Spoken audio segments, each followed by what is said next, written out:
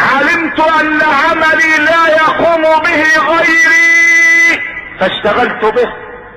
ما فيش حد هيصلي بدالي ولا هيصوم بدالي، انا الذي سأسأل عن عملي فقمت بعملي. نمرة 3، علمت ان الله مطلع علي فاستحييت ان يراني على معصية. اطلع علي وشايفني، خشيت ان يراني على معصية. اللي مطلع على عباد ربنا، شايف العباد ربنا، اينما تكونوا يأتي بكم الله جميعا. ولذلك الامين جبريل لما بيقول للنبي ما هو الاحسان، ما قالوش ان تتصدق على مسكين بصدقة، قال له الاحسان ان تعبد الله كأنك تراه فان لم تكن تراه فانه يراك. ان تعبد الله كأنك تراه فان لم تكن تراه فانه يراك.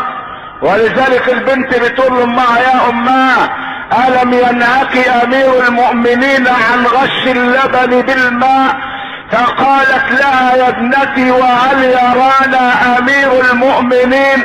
فقالت لها يا اماه ان كان امير المؤمنين لا يرانا فان رب امير المؤمنين يرانا.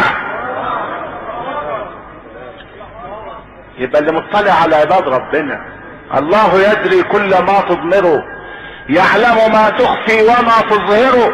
وان خدعت الناس لم تستطع خداع من يطوي ومن ينشره. اللي بيحاسب العباد هو الله.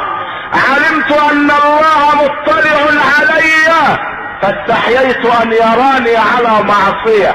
علمت ان الموت ينتظرني فاعددت الزاد للقاء الله رب العالمين. اعددت الزاد للقاء الله.